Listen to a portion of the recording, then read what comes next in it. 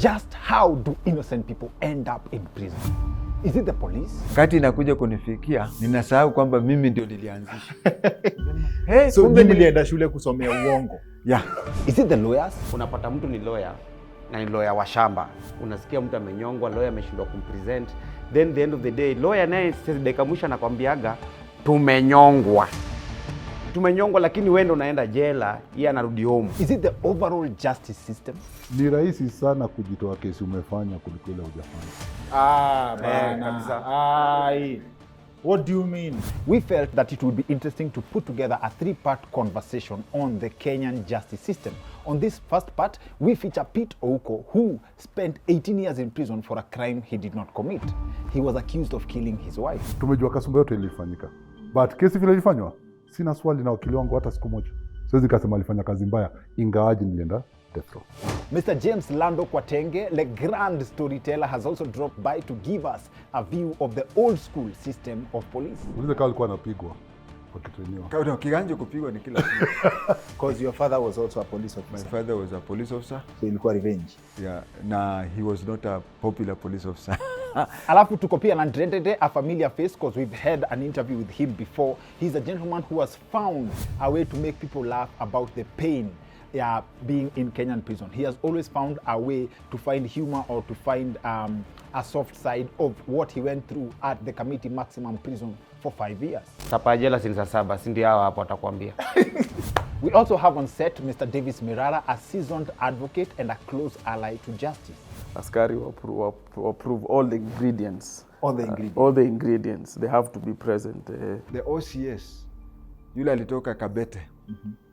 Akakimbia Westgate, the first to be on the scene. Sio? Yes. He did a very good thing.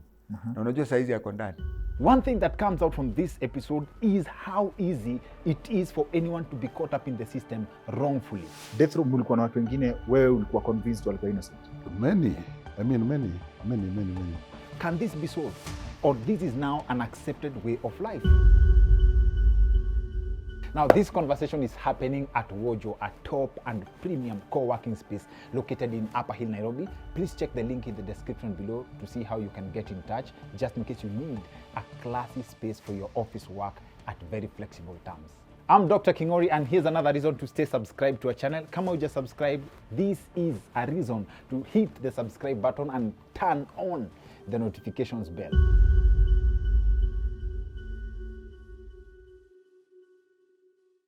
Pete, kwanza story yako, I'm very curious about this. It's one of the deepest stories of forgiveness nimeidili nazo, and I think I'm very interested kwanza na story ya. You mentioned that you cannot discuss your case in another video while researching you, that you cannot comment on your case because it's still ongoing, still in court, but uko home. You've been umeachiliwa, umeenda nyumbani. Please explain to us, hiyo inamaanisha nini? What is freedom in this context? Swali ngumu, lakini I think the key thing is there's the issue of having been, behind bars on a wrongful conviction and then being pardoned by the president under the prerogative of mercy, Article 133 of the Constitution. But then you want to be exonerated, you want to clear your name. So basically in 2013, I took the matter to court. Self-rep and then self-represented, and then we took it up again in 2015. When I came home in 2016, actually it was a live case. So it's a matter that's ongoing for exoneration. So exoneration is about clearing your name. Oh, so under Article 56 of the Constitution, in the new Constitution, you're allowed by law, even if you've been convicted, whichever state you've reached, if there's new and compelling evidence that's available that was not available at the time of your trial, waza karudi kotini, uipeleke na koti fanye uamuzi. So huwezi kaa home tu ati the idea ni freedom ya kukaa nyumbani. You still have, there's something more than just being home. To me, to me, it's not just about being home. It's about clearing your name, clearing my name. If I was guilty of an offense, I'd readily say, I'm sorry, I'm guilty and stuff like that, and take the next steps. But it's impossible for me to move on without clearing my name. Yes. So to me, that's very important. It's key. Okay. Yeah, that all the facts are laid out and then a decision is made. Okay. Yeah. And Pete, your story is very deep. First of all, compliments for the work you're doing na your organization ya Crime Si Poa. Story yako ni deep sana, and actually I'm walking on eggshells kukuuliza hii swali. I feel that your story speaks, iko na unspoken story about some elements zimekuwa zikihappen kwa society. You see someone loses a loved one, right? Alafu quickly, especially area social media, hata mtu, people start throwing accusations.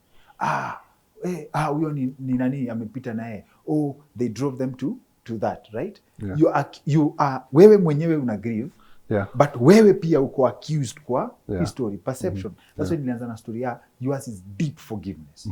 How do people go through such a deep moment? You see, the fact is inafaa ujue ni nani. Jambo la kwanza. Jambo la pili ya Wakenya, wajua Twitter, X siku hizi na social media haijakuwa ya kutafuta ukweli, haijakuwa ya kujengana, imekuwa ni ya kubomwana.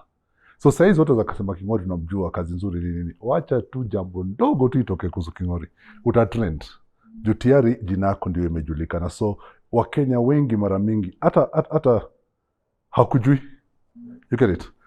Ukitaka validation katika social media utapotea Kenya hii. Na hiyo ninapoteza hata mayouth wengi, manake Instagram hizo spaces zote ni spaces nzuri but wakizitumia vizuri. So it's not what people say about you. Kwangu it's what God says about you and what you know you are. Manake kama unataka kusikia watu wataongea mambo zote bana, mwishowe itabidi wachoke walale. Hakuna kitu yanibamba kama on very many levels watu wanawachi wanajua nyewe Twitter ni ya kubomoana. Nini? I mean, look at it. I mean, kuna story mimi huona na hizo ni mambo nilijifunza hata nikiwa huko. You know, kuna story unaweza create uongo wewe saizi. Na wewe mwenyewe tu na uitupe pale nje. Na ita spread mpaka ikurudie. Ni kama ni story wewe ndio unaambia. Hata bishi yako itakuja kumwambia chasikia story. Ni hivi. Kumbe ndio ulianzisha. Kupima tu to test the balloon. So unajua propaganda mara mingi ilikuwa ni watu wa siasa. Na walikuwa shajua hivyo ndio ya kupanga watu. Neti inaitwa Viswahili. Ukiwa neti inaitwa Viswahili. Unaweza kapanga tu watu wa ministry hata iko kusukuma saa kwa divert attention katika the real thing ile inafaa kuwa focus. So katika siasa it's a tool that's used. Unajua, lakini katika maisha kawaida kama unataka kuishi maisha nzuri, hauwezi kuwa tu maisha yako saa zote ni kutupatupanisha watu. Okay. Maana dakika mwisho utabaki na nini? Watu watachoka naye pia. Okay. Yes. Na ulikuwa na watu wengi sana wa kuforgive, and I'm very grateful. My friend James Khwatenge alikubali kukam kwa conversation yetu. Ukiangalia story ya Pete, he comes from a place where he's first a victim of the system ya makarao na due diligence. You understand? Na uzuri wako, and I think umefanya niweze ku appreciate how far our police have come. Kuna story upigia watu because you've seen the before. Watu wanaangalia makarao siku hizi vile wanafanya job, unasema wow, good vibes, tumesonga mbali, right? I would like to take you back to time yenye mulikuwa system kitambo. You know how some people used to operate. Kuona Pete was not the only victim wa due diligence kufanyika before achiliwe, right? How do the police who do this live with themselves? Karao akishika kama Pete alikaa kwa police custody for 60 days kabla hajashughulikiwa na kitu yote. Mtu uishiaje na yeye akifanyia mtu mwingine kitu kama hiyo? Kwanza kitu tutakana tuelewe kwamba kuna mabadiliko mengi. Kuna mabadiliko kama sasa mtu ambaye anajiunga na kikosi cha polisi ana masomo. Yes. Wakati ule mimi niliandikwa 1982, watu wengine walikuwa hawezi andika kwa Kiswahili ama lugha yote. Nilikuwa hata ukifika kwa OB anakuambia niandikie. So kuna mabadiliko. Polisi yule anaenda kikanju ni mtu amesoma. Na mtu amesoma unajua kuna swali. Saa zingine ukimwambia shika huyu, ni rahisi kwake kukuuliza kwa nini nimshike, kuliko yule hajasoma. Yes. Na pia tunaweza mshukuru marehemu Mwai Kibaki. Huo muda ametawala mdogo, umebadilisha Kenya zaidi. Na ndio maana nashukuru watu kama wale tuko hapa. Tutajaribu tuwezavyo kurekebisha ichi. Peter amesema kitu kimoja ambacho nilikuwa nimefunzwa kwa Special Branch Training School. Kinaitwa rumors and misinformation. Unatoka nje asubuhi, unaanzisha kastori, unaambia huyu Deliberately. Kuna deliberate na kuna kengine una suspect. Okay. Kuna jambo linaweza tendeka ukasema nadhania ni hivi na hivi. Sasa namuelezea huyu. Na unapiga story kama unajua. Na hata saa zingine namuelezea tu nafikiria hivi. Umeona fulani alifanya hivi na hivi, nafikiri ni hivi. Sasa yeye ataelezea mwingine. Yule mwingine ataelezea. Wakati inakuja kunifikia, ninasahau kwamba mimi ndio nilianzisha. So kumbe nilienda shule kusomea uongo. No, unakuja unakuta kuna rumors zingine deliberate na zingine non deliberate. Sasa kama hiyo nimepeana mfano, ikikufikia unasema na kweli nilikuwa nafikiria kitu kama hicho, kumbe ni ukweli, lakini vile kilizunguka kikiongezwa kidogo kidogo. Lakini mtindo uliokuweko wakati wa serikali ya KANU pia kulikuwa na vitengo fulani vya kufanya hivyo. Na pia unaona yule polisi ambaye anashika hajui sheria.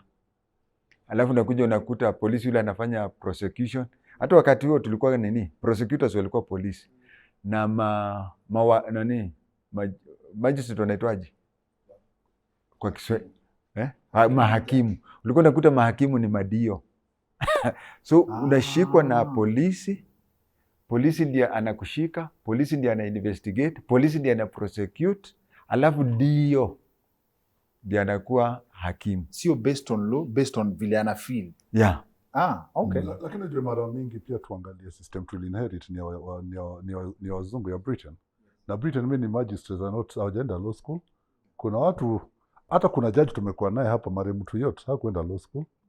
Alikuwaga katika system ya serikali. Alipata job tu jieni mjudgment. No, walikuwa wanafanya hata saizi Uingereza.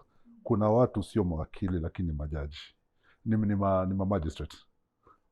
So hiyo ni system ile tuli inherit kwao. But pia kuna jambo nilikuwa nataka kuongea na vile ndugu yangu James amesema. Kuna mtu hajasoma lakini ana hekima. Anajua nini ni nzuri ya kufanya, jambo gani ni haki na gani si haki. I don't ascribe to a thought ya kuwa mtu hajasoma atafanya uamuzi mbaya. Wazazi wetu wale wa kitambo walikuwa na hekima ya kufanya uamuzi na wako wamesoma.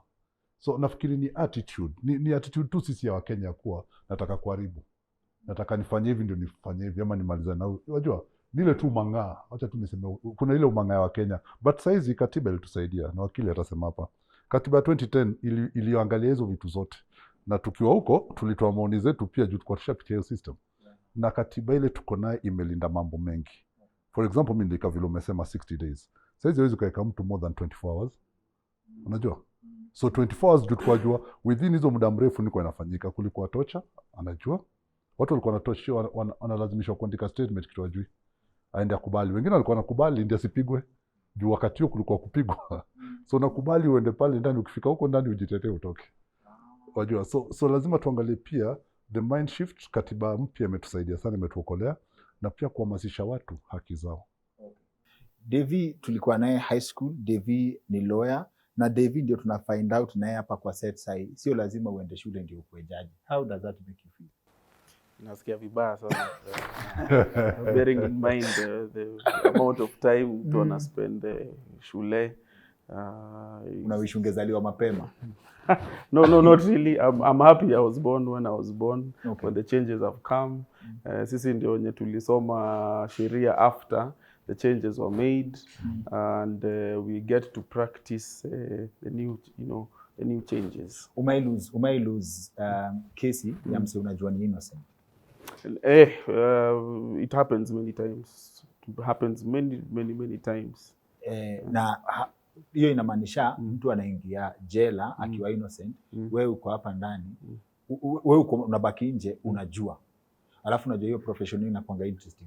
Una representing mtu tu mpaka kwa court. Sijaisikia lawyer ana present mtu mpaka kwenda jela. Unaweza endea kama court kama mimi, but huwezi enda jela kama mimi. When you lose a client and you know they are innocent, what's the next step for you? Yeah, so the next step obviously is to you advise the client based on the law, and thank God we have, our law allows us to appeal such matters, because of course it is not fair mtu yuko ndani. And I'm sure kuna watu wengi unaweza sema wako kule ndani very innocent, but unapata because of one reason or another wanashindwa kuarticulate kesi yao, and through of course legal representation, able legal representation. So yeah, so we normally advise the client, and you even find the client, the accused person, knows more law than you. What's your experience? Mimi nikiona movie, nikiona makarao wa place kama US, wao kwa sijui I need to talk to my lawyer. Karao hata kuongelesha hata nini. James, before I respond, Kenya time yenu mtu anaweza threaten karao na lawyer? I'll sue you, you need to talk to my lawyer. Okay. I think experience is the best teacher. Yes. Na tukiwa Bakurutu 1982, nafikiri huyu peke yake ndiye alikuwa mzali wakati huo. 1982 tukiwa Bakurutu tulikuwa tunaambiwa kwamba ukisomea mshtakiwa his rights, na aseme I want to have my lawyer here. Of course pia 1982 kulikuwa na very few lawyers. Town kama Wajir County today haikuwa na lawyer hata mmoja, hata Mandera. The whole county. Ukiwa na kesi, kuna huyu Grand Mula. Ahmed Nasir. Anasema hata yeye mwenyewe akifanya form 6 alikuwa ajui lawyer ni nini. Aliambiwa tu mwalimu, you can make a good lawyer, na akauliza what is that? So utakuja ukute kuna kesi kama hii ya Mutula Kilonzo. Alikuwa na lawyer, alikuwa amechukuliwa lawyer kesi Mandera. He had to fly to nini. So unakuta siku hizo kwanza kulikuwa na, but tulikuwa tunafundishwa kwamba mtu unamsomea right. Na ukisha msomea right, hiyo ilikuwa ni procedure tu. Akianza kusema sijui nitapata wapi lawyer, sijui ninakwambia, nimekuambia ile nilikuwa nakwambia. Hiyo ni procedure tu. Procedure, it was not happening. Lakini nikiangalia polisi wa siku hizi, because mimi watembelea. Yes. Watembelea, ninafika hapo, tunakaa, tunapiga story. Nakuja unaona hata saa zingine ukiwaongelesha, anakuambia hiyo muda yenu, siku hizi tuko tofauti. Siku hizi polisi unaambiwa if you go against the human rights, then wewe mwenyewe utakuwa answerable. Okay. Now, have you had that experience? Do you feel like a lawyer means something in the justice system as I compare na James anasema? Yes, definitely. It means a lot.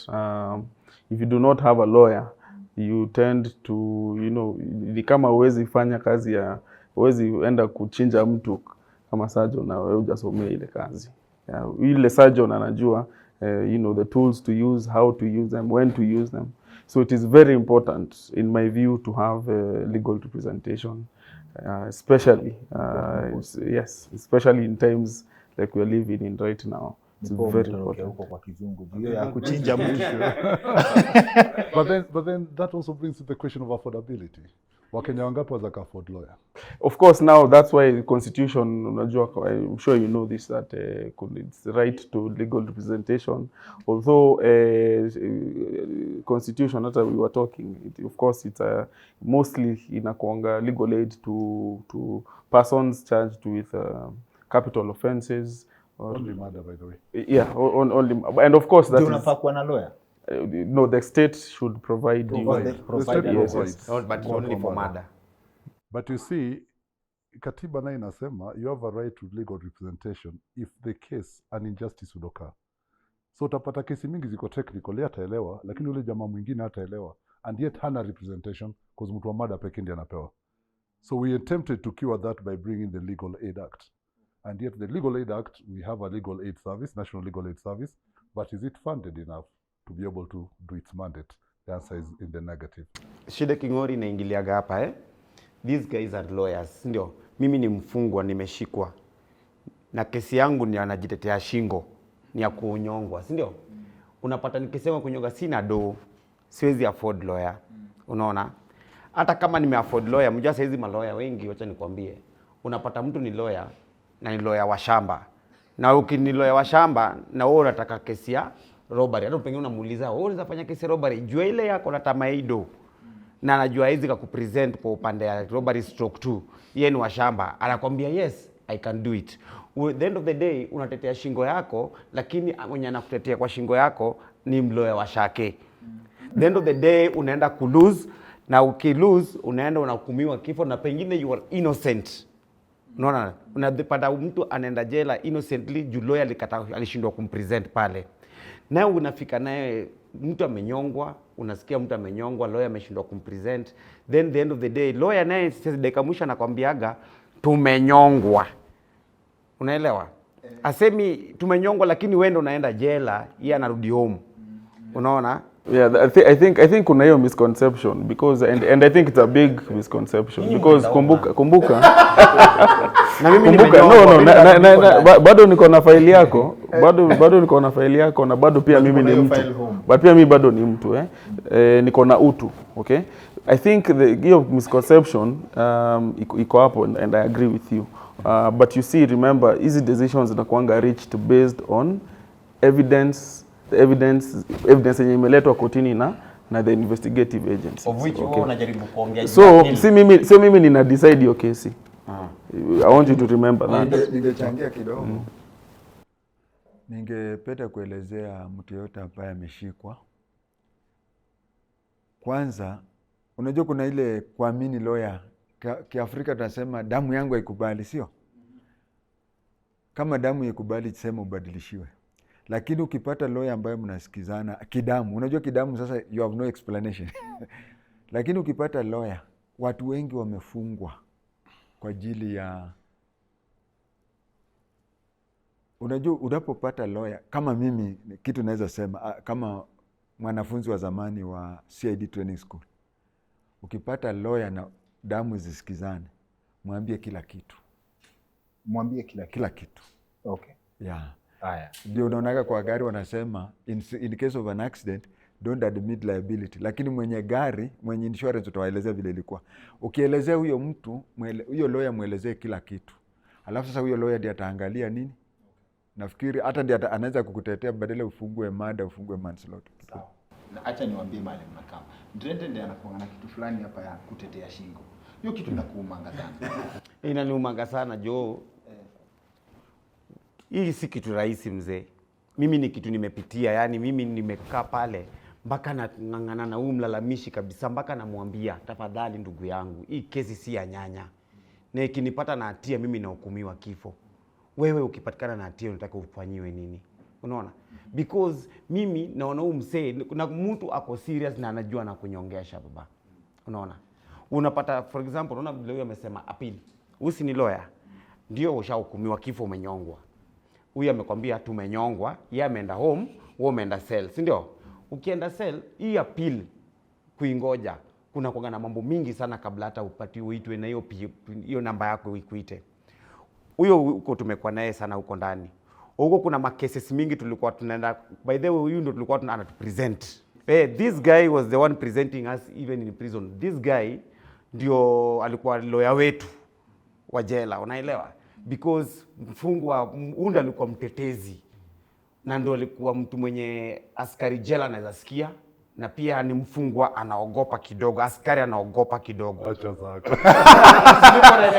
Because ni mtu anajua kutetea na anajua rights pia kidogo. Pale mjua kuna mfungwa mwenye ajenda shule, ajui vile anaweza anza. Kulikuwa na cases zinakam, hiyo mambo za appeal na ndio maana nimeleta hii story. Kuna cases ilikuwa inakam, mfungwa ako pale ndani anaongoja PO imuite nini namba yake ikuje, lakini file yake li lost manze. Hakuna vile anaweza itwa. Hakuna vile anaweza itwa, ama kesi yake sasa hata inakuwa rahisi juu hakuna evidence. So unajua kuna mambo Ndrendende anaongea hapa. Kuna mambo mawili tusichanganishe. Kuna quality of representation, ambapo pengine wakili bado ni mchanga, anajifunza katika ile system. Na kila mtu ametoka shule hata atembea siku hiyo. Ndipo unapata wanatembea na wakili wale wako na experience. Na pia wanauliza na maswali, wanapata kujazana. Jambo ni ya kuwa watu wengi tukubalia kwa ile system tulikuwa nayo. Judiciary imefanywa surgery mara ngapi? Ilifanywa ya Ringera, ikafanywa Sharadrao. Saizi bado unasikia hata rais mwenyewe anaongea. Bado kuna issues za corruption katika judiciary. So hizo kasema ya kuwa broken down system inatoa good results all the time.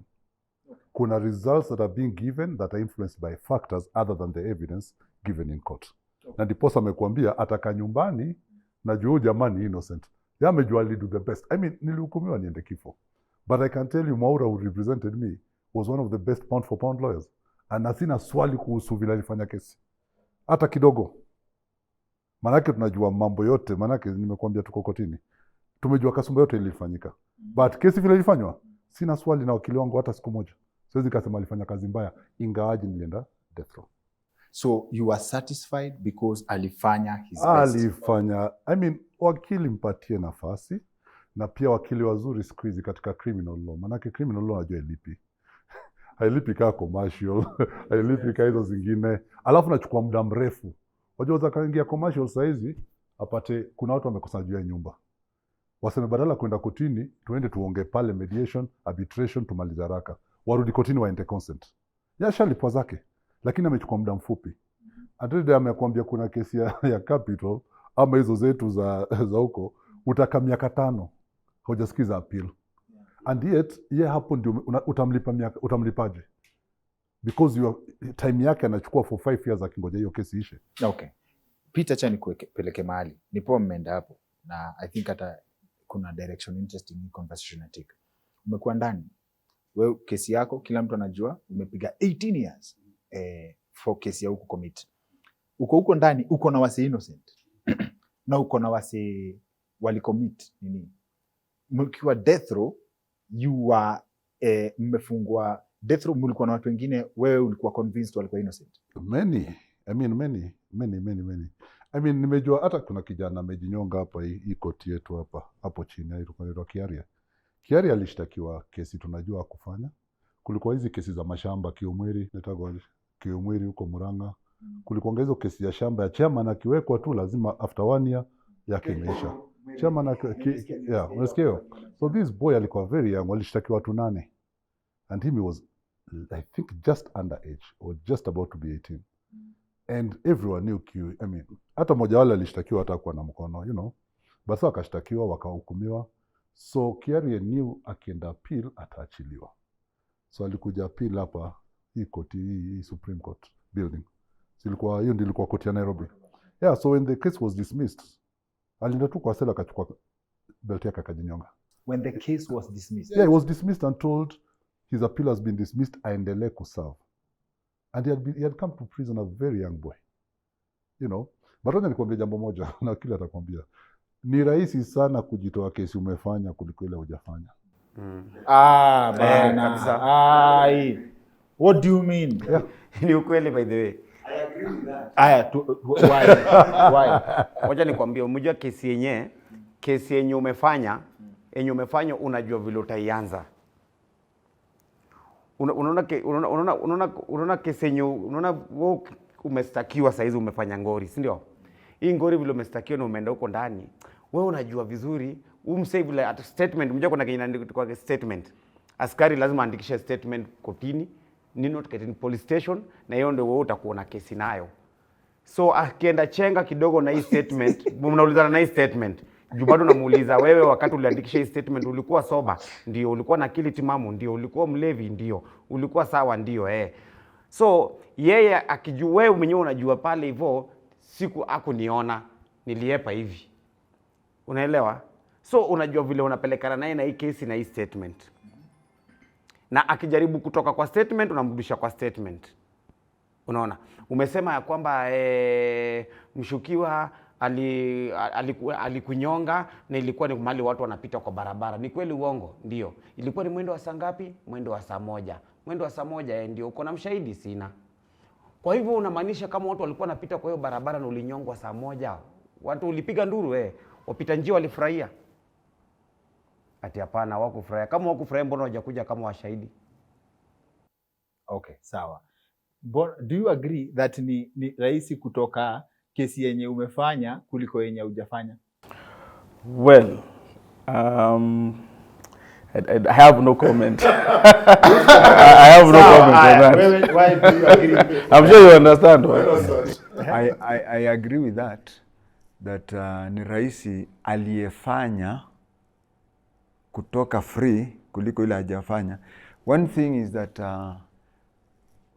na ndio tunasema, na hata huyu nafikiri atakubaliana mimi wote wawili, kwamba kule jela 99% ni criminals.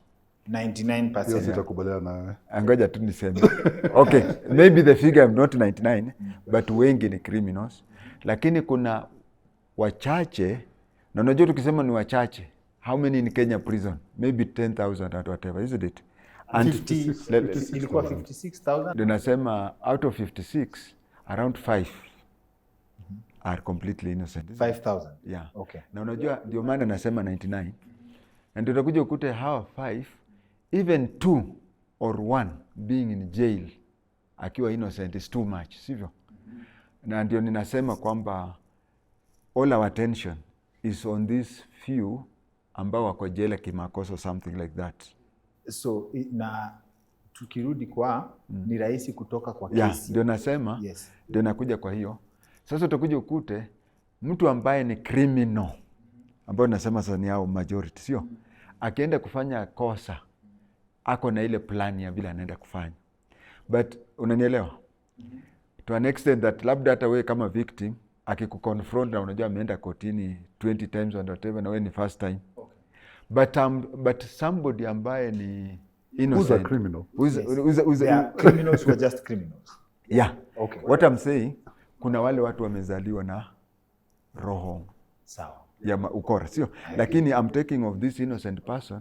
Kuna mtu mwingine unaweza mwambia jana na juzi ulikuwa pale fulani, estate fulani, na ukafanya hivi na hivi, sio?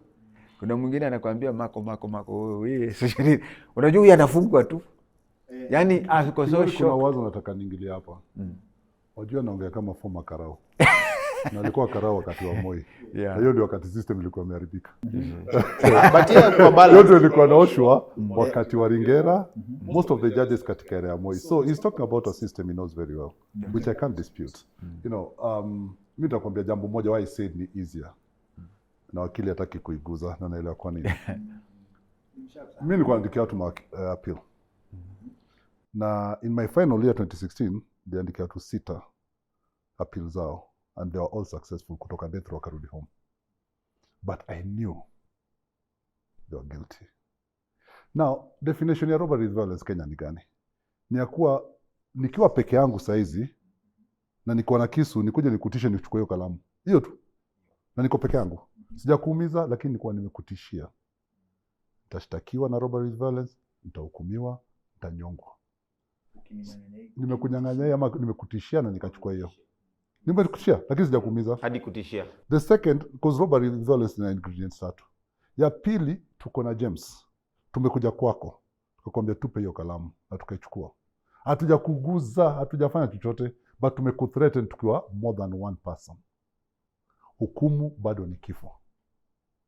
The third ni ya kuwa sasa tumekuumiza. Ama tumetumia silaha dhidi yako tunapokunyang'anya.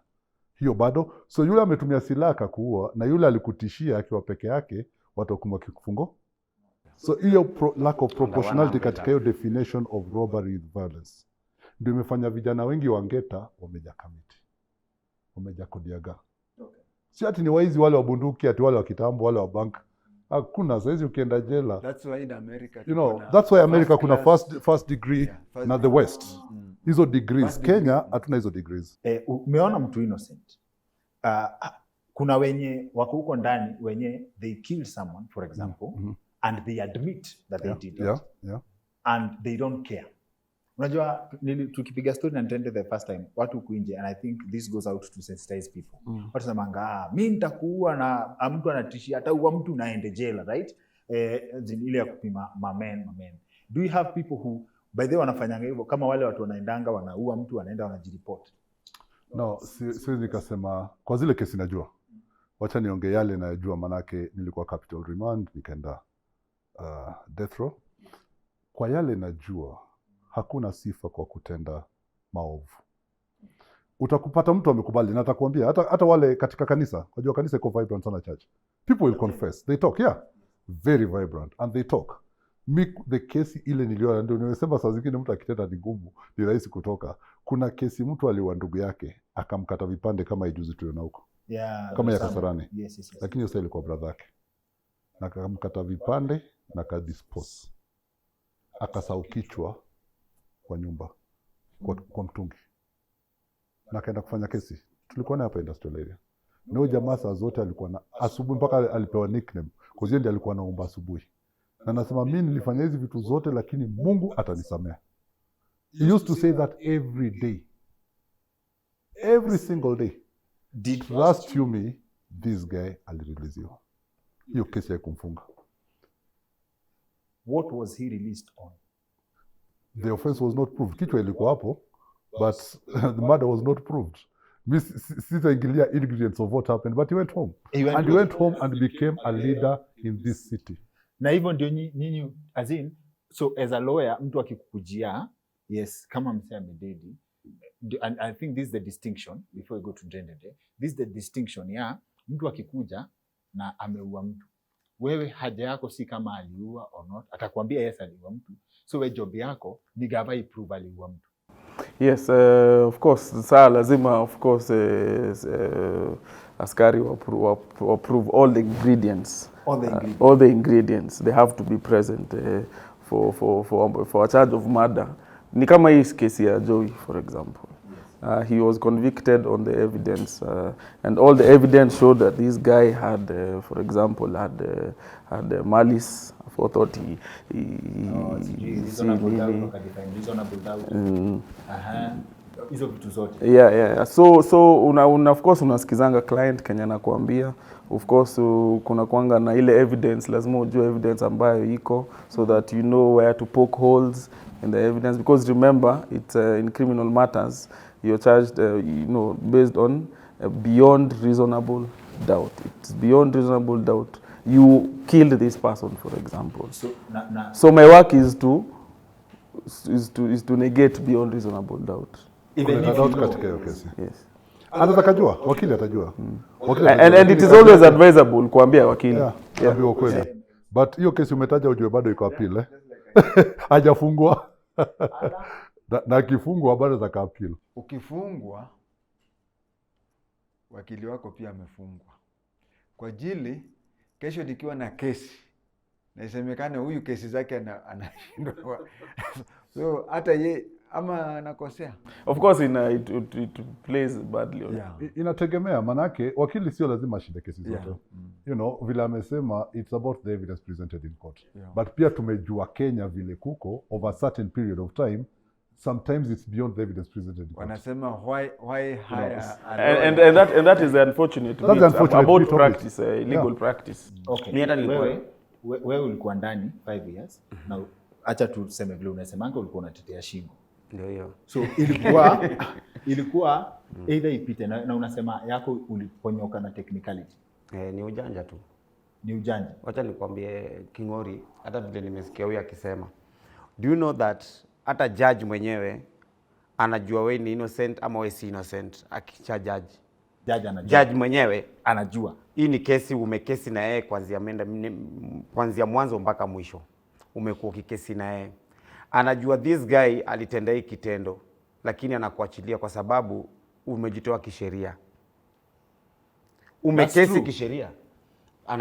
Umeshinda hii kesi juu umekesi kisheria, huyu msana. Basi kazi yake ni kuamua. Kazi yake sio mafili. Kazi yake ni uamuzi, lakini umejitoa kisheria. Ndio wakili anasema, sio alete feelings zake. Kama kesi haijaproviwa, hata kama anajaulitenda, itabidi juu sheria imemfunga akuachilie kama haijaproviwa na hiyo side nyingine. Ndio hiyo sasa, beyond the reasonable doubt. Bora kuna doubt. Hata ataangalia bora kuna doubt. Unajua kama for example kesi kama ya robbery ni kesi yenye iko na mambo mingi sana. Unaweza jitoa lakini kofia yako inakunyonga. Inaweza kuwa wewe jitoa hiyo kofia kwa kichwa onekane sio ulikuwa umevaa hiyo kofia. Then kama hiyo kofia inapatikana ni yako itakunyonga. Unaona? Unaona kama saizi kesi kama hii ya jamaa wa Roy Sambu. So nasikia kila mtu all witness wanasema kofia maroon, kofia maroon, kofia maroon, kofia maroon. Kila mali ni kofia maroon, unaelewa? Hiyo kitu kidogo inaweza kufunga. Hata si kama mada umejua bora ni witness, macho. Sio lazima. Unaona? Si lazima. Mjue ni wakili pia. tunakubali. Unajua, but mimi najua murder ni dangerous kama iko na macho. Unaona? Haya. Sawa, ulikuwa ndani, ulikuwa unajua unafanya kesi ya robbery violence. Nilikuwa najua nafanya kesi. Nilikuwa najua because mimi nilikuwa najua I'm innocent, nilikuwa najua ndakuja toka. But wakati nilikuwa nafanya hii kesi, umejua pale ndani King'ori, unakaa hapa hivi ndani, uko na huyu ni mtu wa robbery, huyu ni mtu wa robbery, huyu ni mtu wa robbery, huyu ni mtu wa robbery. The end of the day hawa wawili wameenda judgment and it is the same court. Hawa wawili wanakuja wakilia wamenyongwa. Wa kunyongwa. Okay, hakuna kunyongwa ya ukweli. Lakini but tentative. But wanakuja sasa wale wanakuja wanakwambia wamenyongwa. Na wewe uko kwa hiyo njia, the same magistrate mwenye amenyonga hawa ndio pia unapeleka kesi. Kama unaona mimi Grace Nzioka ndalikuwa mwenye anafaa ndio nilienda judgment kwake. Alikuwa kunyongwa. Grace Nzioka hata nilikuwa namuona hapa juzi, hata ningetamani sana aone vile kijana amereform bana. Nilimuona hapa hivi juzi bana, hata saizi nimeona ako na mwili bana. Alikuwa mdogo kidogo. So unapata jamaa ameenda judgment, amehukumiwa kifo. Unaona? Na huyu msendo pia anakuchambulia gadi kesi yako. Pale hivyo huu ni kunja pale kuna watu wanafanya wanaitwa wachambulizi. Kazi yao ni kukuchambulia kesi. Wewe ukikampale uko na paketi yako ya sigara ama unaona marufuku yote. Tunafika hiyo part. Unaelewa? Kitu kidogo yenye yeye atademand kutoka kwako, ukimpatia, the end of the day this person anaanza kuchambulia kesi yako. Because hata nikwambie kitu moja King'ori. Mimi niko pale ndani, siwezi afford huyu lawyer. I cannot afford the lawyer. Unaona? Huyu lawyer ni expensive. Unasikia ndio kukesia kesi ya robbery, mwingine anataka 200k, 300k. Mimi mwenyewe siwezi afford hii. Na mimi sasa wacha nikabiliane na hii kesi yangu one on one. Iwe nilitenda ama sikutenda. One man. Wacha ningangane na hii kesi one on one. Unaona, juu hakuna vile utafanya. So wewe mwenyewe wakati unaendelea na kesi na hii kesi, wewe unajua wewe si lawyer, but unangangana ya shingo yako. Ukisikia watu wengine wamehukumiwa na wamenyongwa, how will you feel? Wewe mwenye unajikesia na unaenda pale. So wewe hauko unajua utawahi toka, ilikuwa ni ile bahati itatokea. Mimi nilikuwa nasema tu Mungu wangu tu, yani kaende tu sana, lakini pia nilikuwa nangangana juu mimi nilikuwa najua ni shingo. Unaelewa? Yes. Nilikuwa najua ni shingo juu because imefika mahali, okay, siwezi afford lawyer. Okay, mabeste watu, hakuna mtu wote hata mwenye ananipigisha moral. Nimekochiwa huko, mimi bradangu alikuwa ananipigia simu most of the time juu ni bro wangu mbigi. Simu. Alikuwa ananipigia yani nikiongea na yeye kwa simu ya Kamiti. Simu ya jela, mimi sikudanganya. Akinipigia nilikuwa naweza ongea naye, anajaribu kunicoach vile niende nikafanye kesi juu anaona mimi ni kijana last born. Unaona vile unabebaga last born wenyewe ni kama juu kitu. Ni kama huyu bro wangu sasa atafanya nini? Unaona? Ananipigia ananiambia, "Ona, fanya aje? Enda wakifanya hivi na ufanye hivi ndugu yangu, fanya hivi na hivi." Lakini the end of the day anapata tena mimi ndio mwalimu kumshinda because wachambulizi washanipatia kesi. Washachambua mpaka mimi sasa niko sawa. Naona sasa ya bro ni kama ananitupa. Okay. So kulikuwa hiyo gap. Na ningeingilia tu hapo kidogo. Hiyo shida ya watu hawezi afford wakili and yet lazima waende kesi. Hiyo kesi ni technical. Jambo la ningesema kwanza ni kuhusu hiki rununu. Phone. Yes. Watu wengi sana jela. Wako jela juu ya hii simu. Umenunua simu King'ori na hii simu wakili alinyang'anywa. Na ule mtu alimnyang'anya alikuwa na kisu. Ama alikuwa na bunduki. Ama alipigwa ngeta. Yeye ameenda Karipot Central Police Station ya kuwa alinyang'anywa na watu 3 na walimtishia. Pengine walimuumiza. Wakaenda na simu. Wale wameiba simu hawatakuwa na hiyo simu. Hawataitumia. Wataenda waiuze. Wataenda waiflash wakuja kuuzie. Wewe umechukua simu unadunda nayo uko kila mahali. Hii idara naye wako na vitu zao pale. Ashaweka inaitwa email. Ile identification ya simu. Anajua hii simu ilikuwa namba ya huyu, saizi natumia namba nyingine. Hiyo namba inatresiwa nani? Kwa King'ori. King'ori ni aje? Mrembo ashakupigia. Tukutane Java nikupe script utakuja kushoot. Kwani mrembo gani nashika? Si ni kama tunaenda. umeshika na typical innocent. kuna wasee wako ndani na the same system. Yeah, I mean, Because Kingori unapata unaona mwizi akiiba. Saizi hata waizi wengi wanafanya hivyo. Mwizi akiiba si amechukua hii simu vile huko amesema vizuri kabisa. Akichukua hii simu, yeye anaja na hii simu. Yeye alishatimiza Kenya anataka. Hii simu yako yenye nimechukua Kingori, nitaenda nipande mat. Si ndio? Niwache kwa mat. Alafu mimi nishuke niende. Wewe abiria mwenye ulikamu kaka pale ukapata simu kwa mat. Hey, kasimu pale umekaa. Hata uone mtu mwenye ana claim ni yake. Hii simu definitely utaenda kuiweka line because umechukua soft. Kwa nini kama anaenda kuiacha kwa mat? Anaiacha because sikia ndio maana nimekuelezea because ana transfer hii kesi. Si mimi nimekuibia Kingori.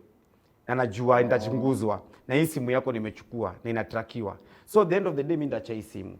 Na hii simu nikiacha kwa hii gari, mtu akuje, mtu innocent aichukue aenda yake line, inakuja inatrakiwa na hii line vile amesema tu, inakuja inapatikana wewe ndio umeka line yako na wewe ndio unatumia. Thank you. So the end of the day this guy alienda but wewe kesi inakufuata. Interesting. Polisi hawajui hiyo before tuambie hii kesi. Polisi hawajui watu wanafanyanga hivyo. Why do innocent people have to go in prison? Mbona umse asiweze kuprove aliokota simu, unaget, akiandika statement na umkubali? Why? Polisi imechange a lot but haijafika pale mimi ningesema ifike at this time. Because police, hata ukiingia police station, unaenda tu kusalimia watu. The nature of adversarial influence. Unajua umekuja nini? That is a very negative thing to the police and I think they should even look into that. Because hii mambo ya treat everybody as at you are a suspect until proven otherwise imeharibu upande. Was that in training? Kama hiyo tunasema wakati nyinyi mlitrainiwa, from what comes out by the James Khwatenge, kuna jamaa after tulifanya interview walikuja kutafuta, anasema huyu jamaa alitutocha mpaka anasema ni yeye kabisa. He used to alikuwa hiyo era ya Nyayo cha Chambers, and the guy was very convinced na alikuwa kwa one of the suspects wa 1982. Hata mimi nilikuwa scared kiasi, only to find that ukweli na vile alituambia his name ilikuwa clean. He comes from a very tricky era, but at least tunaweza kwa nini. So the question is, kwa training, wakati mlikuwa mna train, hiyo offer ya askari akienda kutrain si ni kuserve watu, which at least inafaa kuwa friendly engagement, right? Wase walikuwa wanatrainiwa, hiyo unyanyasaji ilikuwa inasaidiaje? Kwanza kuna hiyo negative training ya police then and the way naona haijafutika yote, because for example a police officer is trained akijua a former police officer ni mtu mbaya. It doesn't matter in whatever. Unakuta ukiingia tu police station twice or thrice, hata kama if you are a former police officer, hata kama watakureceive well, wanaanza kujiuliza why is he coming all the time? Is he coming? Unajua saa zingine anaanza kusema is he still pretending to be anaambiwa tunisaidie case or something. Kuna hizo nini, I believe that the police should be more friendly to the people. Wakiwa friendly to an extent that right now, even today, if you are telling somebody being at a police station, anybody a friend, kuna ubaya sijui nini, they have associated the police with you have a problem or do you have somebody ameshikwa or whatever. I think the police should reach a stage where people are just free there. That's fine. That's fine. Lakini hapo kwa so hiyo training ya tuseme kama hiyo era yenu, you may have charted a different path. Angekuambia how they were trained, because sometimes it's a projection of how you've been trained. Mlikuwa mnatrainiwa na hiyo alikuwa anapigwa wakitrainiwa. Kwa kiganjo kupigwa ni kila siku. Time yenu. Walikuwa wanavunjwa. The only difference between kiganjo and prison is that at the end of the day, by my time tulikuwa napewa 480 shillings mshahara. So at the end of the day una nini? But kupigwa, there's even kuna hii miti sijui inaitwa nini.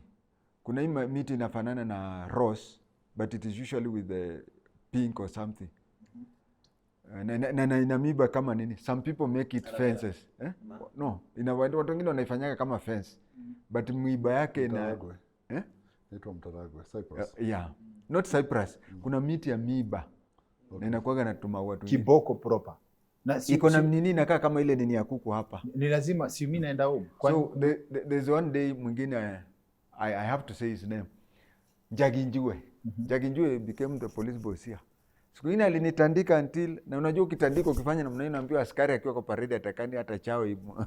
Yeah. And then somebody came, attention. Yeah, until the whole class had told me that afternoon kwamba babako lazima alitesa Jaginjue. Because your father was also a police officer. My father was a police officer. So ilikuwa revenge. Yeah, na he was not a popular police officer. So nilikuwa najikuta na marafiki za baba. Ninatritiwa kama mayai. Nakutana na maadui wa baba. The sins of the father. Yeah, but I think we have to look also in the dispensation, because even the prisons department, and Ndrendende, when Kibaki came in, na umesikia James akisema, things changed. There was a paradigm shift. So prisons moved from punishment to correction and rehabilitation. The Kenya police force, which kept me for 60 days, now is a police service. I can tell you one thing, from where we sit as crime CPOA, we work with the police. Okay. We mentor young people. We bring the police to facilitate sessions. Na mimi hata mimi najua they are very progressive. Na mimi nakwambia jambo ni ya kuwa, from what I'm seeing, I'm just giving my innocent assessment. I'm not here to speak for anyone. What I've seen is there's been a change in attitude. Nimekwambia mara mingi Kenya ni attitude and all. You know, because kuna kesi saizi, unapata kama saizi kesi za defilement ndio zimejaa Kenya hii. Young girls, kama leo kuna kesi Rongai, mama tumepeleka kotini leo. You know, amechukua mtoto wake mdogo wa miaka 2 and messed up her system. Anamuingiza vitu huko. You wonder that's your own child. Leo amekuwa kotini. Kong. You get it? You wonder that's your own child. Mbona unamfanyia hivyo? And yet you go to the police station, utapata police who feel that pain and they want to support. We've had murder cases that we've reported and they've been solved in 24 hours. You know, so what I'm saying is, give credit to its due. There are cases that are being handled very well.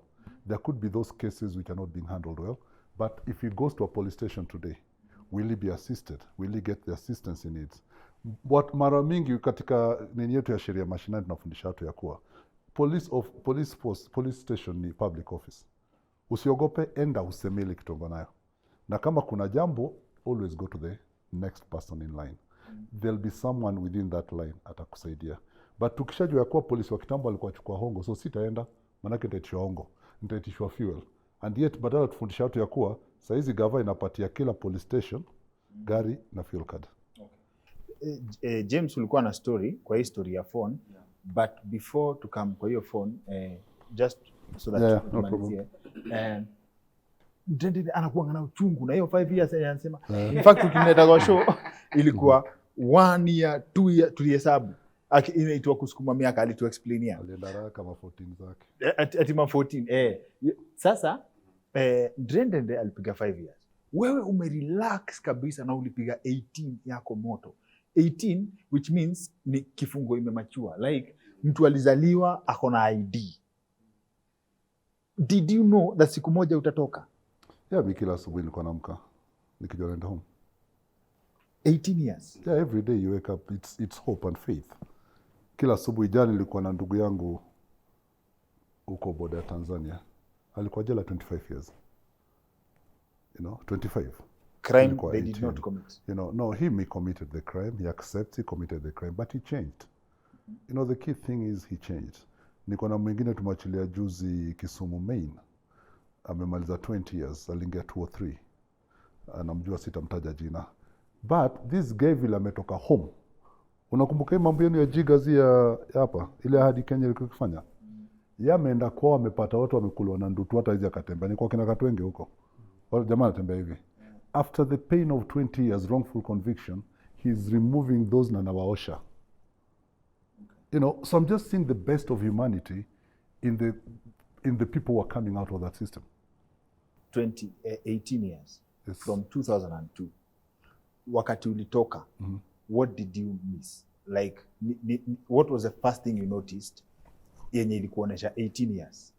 No, you know, the good thing wakati President Kibaki amesema kuanzia 203. Sasa tuletea ma TV. So sikuwa naona kila kitu kwa na kuwatch. Ile show yako ile. TV jela kuingia ilikuwa lazima uandike crime si poa. Ndio huyu ni witness wangu. Ni witness wangu. Kuingia kuwatch. TV unaweza toa na mtaa. Lakini lazima iandikwe kwa welfare, lazima iende pa ingie kama iweke sticker crime si poa. Because this guy was trying to change everything inside there. So hizi reforms, kuna reforms zenye kwa hiyo 18 years uliplay part ndio zikam. I mean, naishi na watu, wajua, hata crime si poa sio mimi, crime si poa ni sisi.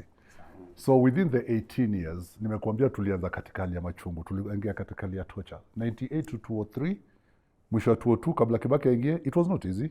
Maanake umefungwa 24 hours. Hawa alikuja wakiwa tajua. 202 ndio ulianza sentence. No, 201. But kuanzia 98 December. Umefungiwa unatajua 30 minutes every day. That was it.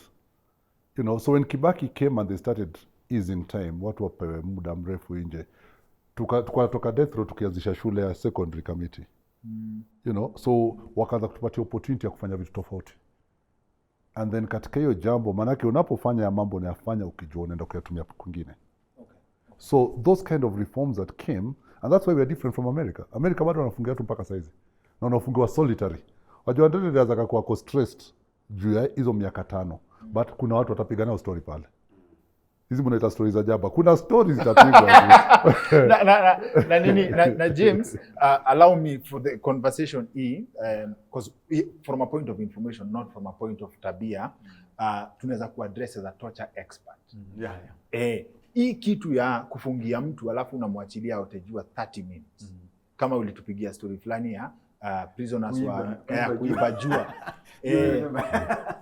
Kuna wizi wa jua huko. Si ndio? Kuna wizi wa jua, lazima ujue vile utaiba jua. Lazima ujue vile utaiba jua. Wendo yote. Because unajua, for example, kuna blocks 3 Naivasha. And because there are so many people, na mnaotajua sio kubwa. So block moja itatoka, na sio block mzima, block hii wing itoke kwanza 30 minutes, irudi. Ile wing nyingine itoke 30 minutes. 30 minutes. Alafu saa 8 hii ya katikati pia hivyo hivyo. So 30 minutes. Na mjue ikifika Friday utajua tena Monday. Hakuna jua ya weekend. Utaenda wapi? Kaa hapo ndani. Si Kingori nilikuwa nakwambia aje, jela hakuna mpaka kuona mtu anaona giza. Hakuna kuona giza. Mimi nimekaa hiyo muda yote sioni giza. Kingori unafungiwa saa 10. Hiyo ndo time umefungiwa saa 11, saa 12 ni hawa kina huko wanatembea mavinara. Unaelewa? Nataka tuende hapo basi. Haya sawa. Haya saa 12 ushafungiwa lock up. Si ndio? Jela kuna floodlight, hakuna kuzima. Hata ikizimika steam ikizimika hivi generator na pikigi immediately ra. Haya umefungiwa. Asubuhi unamka 6. Mwangaza iko, unachukua uji, si ndio? Saa 4 umekula lunch. Saa 4. Saa 7 umekula sapa. Saa 7. Si ndio sapa jela si saa 7, si ndio hao hapo atakwambia. Saa 7 umekula sapa, saa unapatiwa 1 hour allowance ya kupatrol kufanya shughuli zako kidogo kidogo, nini. At least saa 10 ikifika umefungiwa. Lakini saizi imeimprove. Unaelewa? Ndio maana unaweza maliza hiyo muda yote hujaiona hiyo giza. Sawa.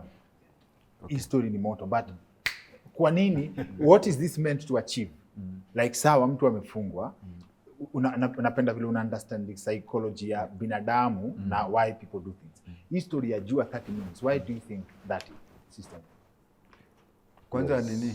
Kuna ukikaa siku nyingi without, unajua inaitwa vitamin C. Vitamin D ya jua. Ya jua. Ya mfupa. Yeah, ukikaa sana inaweza kuaffect medical.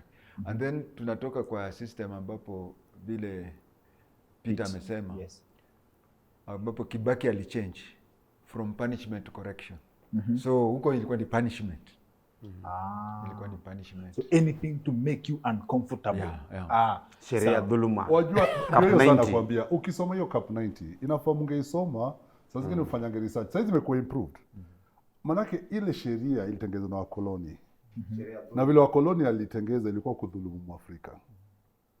Ndiposa tulichukua muda kabla tujaibadilisha. But saizi inakuwa amended all the time. New sections are being brought. Tuko na Persons Deprived of Liberty Act, tuko na persons incarcerated. Kuna sheria saizi inalinda hata yule uko ndani, which outlaws torture, Prevention of Torture Act, vitu kama hizo. So saizi ukipiga mtu, hata askari akipiga mtu, ako na haki ya kukushtaki kama mtu binafsi. King'ori ndiye alinipiga, kesi nafanya na King'ori.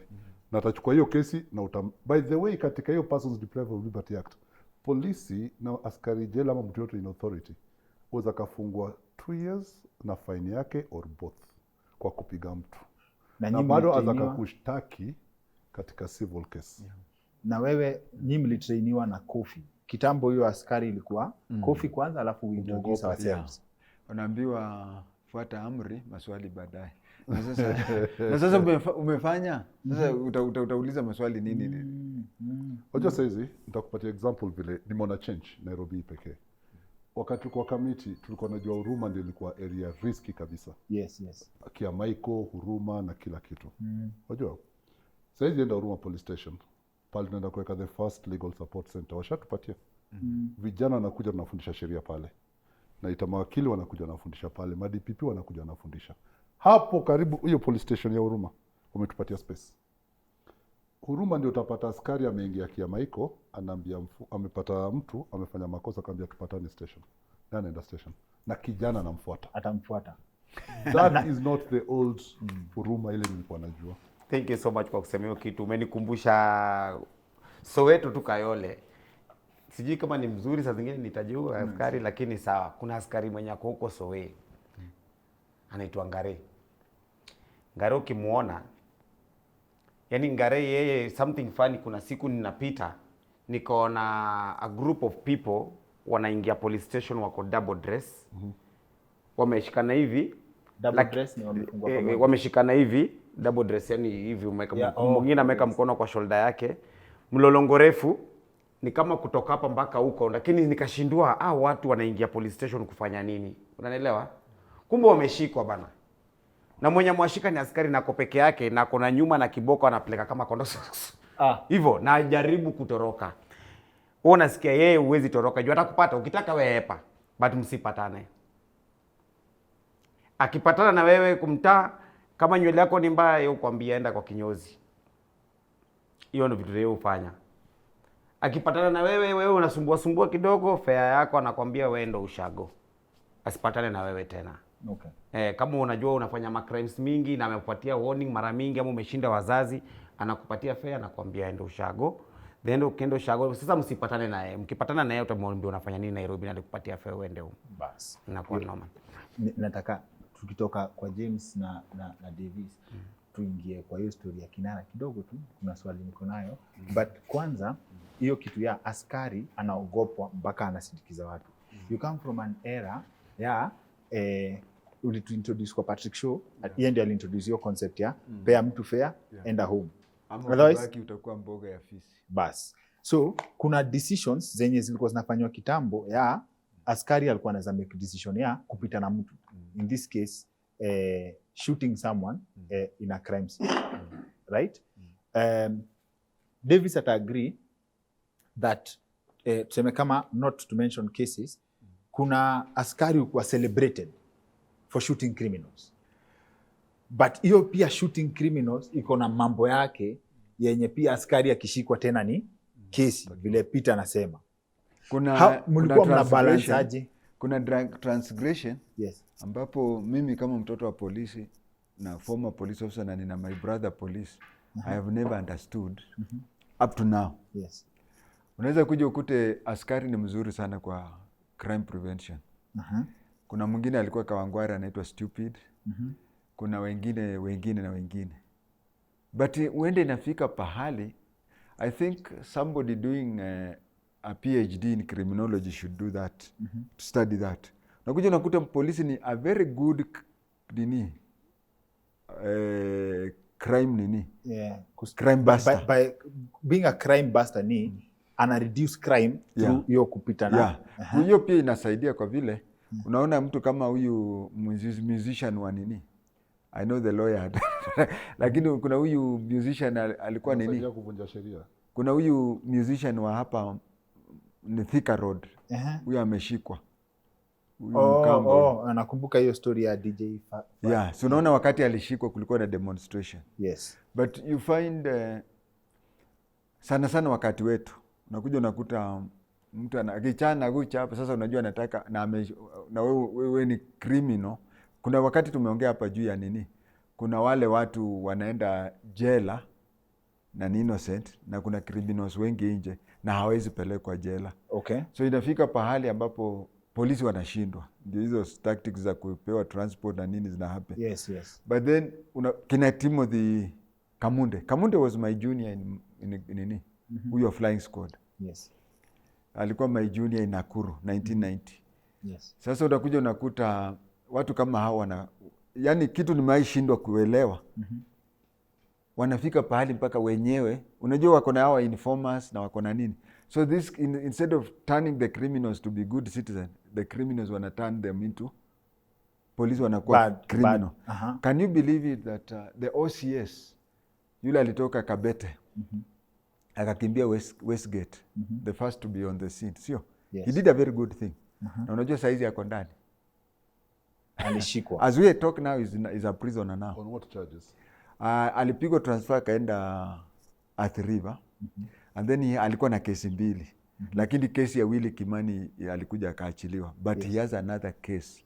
So unakuja unakuta polisi wakija wakifika pahali fulani, then wanaogopewa, wanakuwa criminal themselves. But I think what we need to come into on that, Kingori, na tukue clear na wakili atasema, do your thing, but within the confines of the law. Or within the confines of the law. Hakuna kitu tumekuzia. Unawakai mimi nimekupatia, huyu amekuambia wala naogopa. Huyu nimekuambia huruma sio uoga. Huruma kijana mpaka na kuja station ameambiwa kuje and they are being cancelled. Because tushajua kuna psychological angle to mambo ya crime size. Not that he kills people. No. Huruma size umesikia nani mule wa mwisho? Na nakwambia huruma hii police station na ukuje utembe. You get it? Ndakam. Because hata Ubunga, we work in Kisumu, we work in different areas. Nakuru, I've told all the youth there, those are public officers. Ukiwa na issue enda, na kama kuna shida, enda kwa wakubwa. But now unapata mpaka DCI mwenyewe, regional DCI, ni birthday yake, anachukua mayouth, wanaenda kwa children's home, kufanya kitu pamoja. When that is building that kind of relationship, crime levels zinaenda chini. Hata kuna yenye niliambiwa, ni vile siwezi mtaja, family friend. Akona concept deadly sana. Ni vile kwa system ya polisi vitu kwenda saa ingine na kuanga slow. Walikuwa wametengeneza ball ya makarao versus waswamta. Inaweza penda kuona hiyo. Shout out to Edu. I hope that ever materializes. But kuna kitu mmesema nje kuna criminals wengi kuliko ndani. James, you have a very interesting story. Akona jamaa anajua who is out today. But the guy, I believe, tunaweza sema he has killed very many people. Yeah. Now wewe, you are his friend. Village mate. How did you for 2 years not know that this guy kills people? If anybody from Riruta is watching, they know a place called Nyakenywa Road. Yes. Na I met him just the occasions ambapo kuna kuwaga na shortage ya maji, so mnaenda mna line up. Then the fellow unaona anaongea Kiswahili, unamuuliza unatoka wapi, then you discover you come from the same village. Yes. Then an incident happened in the plot I was staying. Yes. Ambapo APs walizunguka hiyo nyumba. Walizunguka hiyo plot. MPs ni? APs, okay. Walizunguka hiyo plot na one of the residents had guns. Na wakati alishikwa akaenda, then there was a meeting. One of the residents. Ya police mlikuwa mnakaa. Alikuwa na bunduki? Alikuwa na bunduki na hatujui. Na akakuja akachukuliwa. Yes. Then that evening kukakuwa na meeting kwa hiyo plot opposite Mormon's Church along Nyakenywa Road. Watu wakaanza kushout, hatuwezi kaa na adui. Hata mimi pia nikaanza kushout, hatuwezi kaa na adui because I was staying in a 10 by 10 mabati house. Na unajua in a shootout a lot of people will die. So pia mimi nilikuwa na shout, hatuwezi kaa na adui. But then residents there walikuwa nasema mimi ndiye adui. You pretended that you are no longer a police officer, kumbe umeita wenzako. And then when there was that noise and they wanted to kick me out, the fellow came na akaniambia, because it's from my village, You had left the service then? I'd left the service. Okay. Now people knew, actually Daily Nation had covered my story. Okay. That this is how huyu jamaa alifutwa kazi, vitu kama hiyo. So when people are making noise, unajua saa zile una shout, and then suddenly you discover kumbe it is you that are talking. Hata hatuwezi kaa na karao na naambia makarao how we stay here. Then the fellow, I won't call his name, alikuja. And then akakuja akanikuta sasa. People are now ready to get things out of my house waeke nje. Then the fellow came akasalimia watu habari mzuri. Then I told him ingia kwa nyumba. And then I stood out. I found nobody was there. Then those people who were saying ati wanataka kunifukuza wakarudi wakaniambia ulijuaje huyu jamaa? I said but I come with him from the same place. Then hiyo story kaisha. But then tukakaa over a year, about 2 years. Then there was an incident when inajuzi nyumba ndogo, the bedroom is used by parents. Na sasa ukitembelea parent unalala siri. The father alikuja akamuona, then the eyes zikalock. And then the father was telling me, huyu mtoto ni mtoto wangu. Na nimemuona nikashtuka. And then I went and talked to the boy because basically mi ni NIS. Unajua nilitoka huko lakini bado iko kwangu. So nikamuuliza, do you remember one day your father sijui nini? Said I remember that day. Then he told me that I saw somebody had killed dressed like my father. So I wanted to go and ni mnyonge akufe kabisa. But then nikaona ni nguo za baba. Kasema maybe nanyonga babangu. Then I went and talked to the father. First of all I asked the boy, kimila umetengenezwa? He said wajombo wametengeneza. Then he went and saw his father. Then wakaenda wakatengenezwa kimila. So this is his first admission that he's ever killed someone. And everybody if so you're talking of a case of a serial killer. Serial killer. Anapiga no, ni mtu angeta. Yeah, mtu angeta na watu wanakufa. Yes. So yeah, but I mean watu angeta hata within the system. Because watu angeta wanakuanga nini hapa? Haikuwagi mkono, imekuwa mbao hapa ama chuma. Anaweza eka mbao hapa ama kuna mwingine, anaweza kukunyonga, si umenyongwa, alafu anakuwekea msumari kwa mgongo hivi. Yaani sasa umejua uwezi move, ukishadungwa hivi mgongo na umekuwa kwa shingo hivi, the end of the day uta open up. Wewe uta concentrate na kufunga na hii msumari umewekewa tu hivi kwa mgongo. Ndio afike kwa mfuko. Ndio afike kwa mfuko. Na they end up killing people. So umejua ina depend, umejua mtu akikunyonga saa shida na kujagaa, ndiye amekunyonga akuibie. Yes. But the end of the day unapata amekunyonga ukazima ukapungukiwa na hewa. Na the end of the day umekufa. And then hata kuna kenye ilifanyikia, kuna wasi walikuwa main. Wako hapo main, mabeste wangu wengine walikuwa main. Okay, mjua ukiwa jela na wafungwa wengine, nyinyi wote sasa ni mabeste juu mna share stories. Au waliingia kwa bungalow ya mzungu wakienda na mission ya kurobu. Au vile waliingia tayari kwa chini ya carpet kulikuwa na halam. Unaona? Wenye wale wazungu walikuwa wamependa kuweka carpet, alarm chini ya carpet, mostly hizi pande za Karen. So vile alikanyaga carpet, kumbe alarm imeshaenda kwa 911, ishapiga signal. Unaona? Sasa venye waliingia ndani CCTV na wachukua kiingia, wakaingia wakapata kuna mzungu amelala. Kupata kuna mzungu amelala mama, mshosho hivi yani, amedozi. Na mlango zikajilock na kukazungukwa.